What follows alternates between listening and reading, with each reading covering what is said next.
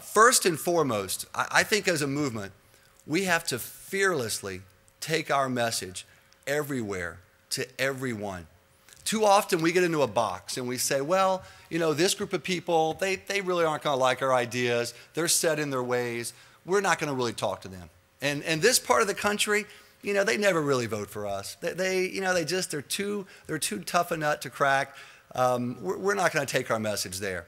Or if we take it there, we're going to dumb it down, right? We're going to be a pale imitation. President Reagan used to like to say, look, we're not about pale pastels. We're about bold colors. And he was right then, as he usually was. We've got to take our message everywhere. I know during that card check battle I told you about earlier with the unions, the public employee unions, I'm not sure what it's like here, but in the United States, they're the most well-funded. They have more money than anyone else. They heavily outspend our side because they have the forced dues of their members. It must be nice. Wish I could make all of you give money to our movement. It's nice what the unions have, I guess. And they're our most difficult opponents. When the card check battle started, we did a few rallies and events in states that were favorable to us. And then we went into the state of Pennsylvania, which is the most heavily unionized state, along with Michigan, in the country. And we did rallies across Pennsylvania. And the unions came out and they protested and screamed and they blew bullhorns and they kind of tried to intimidate. But we took our message into that because we knew our ideas on this issue, protecting the secret ballot for workers, were better than their ideas. And we went into Pennsylvania and we beat them in Pennsylvania. We beat them on their home turf because our ideas were better, but just as importantly, we took those ideas fearlessly and without dumbing them down into their area. And that's something as a movement I hope you'll do. The Progress Party, I've looked at your materials, I've read the ideals that animate you. And look, I know you can't endorse us. I endorse you. I endorse what you're doing. I endorse the values that you hold.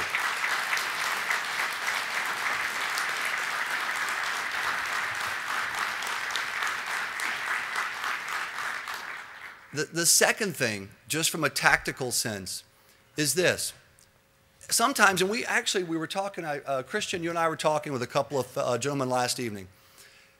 We should never concede the ideal of compassion, of caring about people to the left. They always try to tell themselves and the rest of the country, we're more compassionate. We love people more than you do. And what is the evidence of that? Well, I'll tell you what it is. We will take more of your money in the form of taxes and we'll give it to other people. That's compassion, right? That's compassion. No, it's not compassion. That's not compassion. That's arrogance. They think they know better how to spend your money than you do. That's not compassion. Here is compassion. Compassion is giving people the opportunity to live their dreams and hopes and aspirations, the freedom to go out and make them come true. Compassion is not miring people in a lifelong despondency and despair where they're trapped in a government program that never makes their life any better, but that makes their handlers in the government richer and fatter and happier every day. That is not compassion. Compassion is giving people freedom. It's giving people the hope that if they work hard and they strive and they work and help in their community, they can do whatever it is they want to do. That is compassion, and we should never be shy about standing up and saying, no, we have compassion. We want to see our fellow citizens better themselves. That is something that we have to commit to as a movement to doing. The third thing that we ought to do, we have to build our movement person to person, grassroots style. Now, grassroots is a term, grassroots translates, right? The grassroots one-on-one effort, one-on-one campaigning. Look, technology is crucial, and we're improving on the technological front. You know, 10 years ago, the left was killing us online. I mean, just whipping us online. They had better organization, better technology. I'll give President Obama and his team credit for that. They went out, sought the best technology, and they began beating us at that. We're catching up on technology. We're there, technologically speaking. But the real reason we're on the move The real reason that we're now beginning to win, and I think the real reason that why these elections are going to be a game changer in November for us, when the entire House is up in Congress and a third of the U.S. Senate's up, I believe the real reason is this. Like never before, we are learning and committing ourselves to winning over our fellow citizens person by person, one by one. We're asking our activists, and I would urge you to do this, if you're really committed to your ideals, if you're committed to what this Progress Party stands for, if you're committed to changing your country for the better, to bringing that freedom that you want, commit to going out and touching your family members and your friends and your coworkers, your neighbors, people you worship with, people you're active in civic clubs with, people that you live beside every day. Because look, they can see a television advertisement, they can hear a radio commercial, they can listen and get an email message from a stranger, and it may make a difference. It may. Ideas are important, as we've discussed.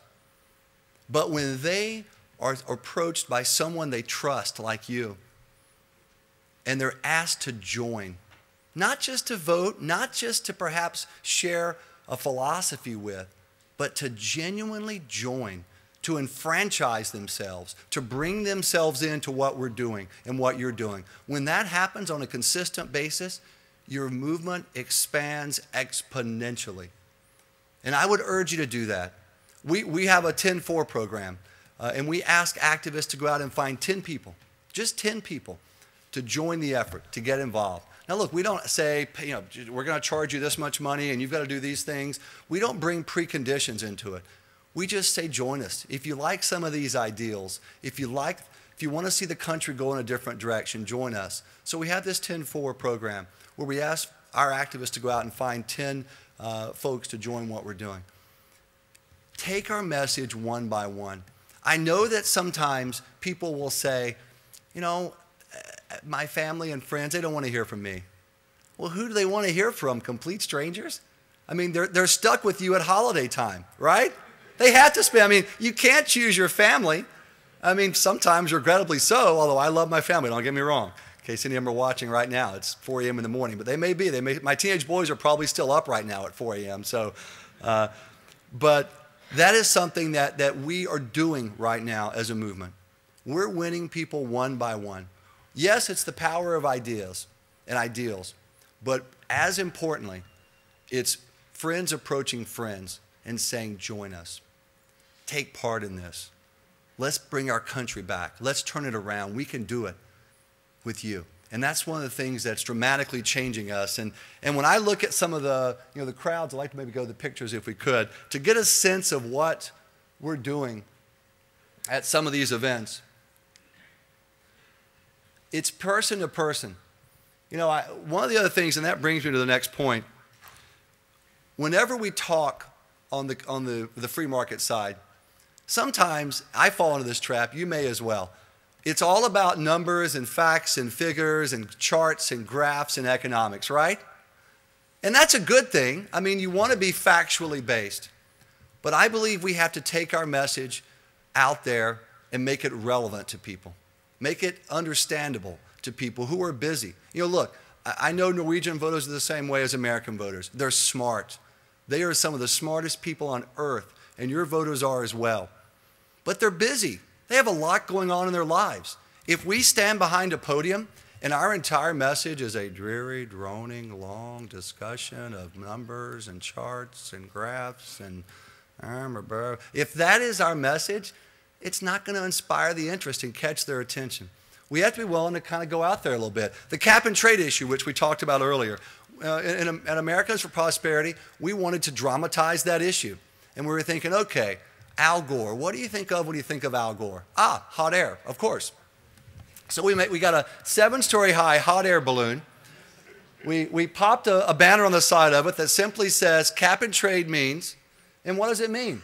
Lost jobs, less freedom, higher taxes. We encapsulated the message of cap and trade into 6 words. Lost jobs, higher taxes, less freedom. We've taken that's in Montana, Billings, Montana, the Great American West, at a rally.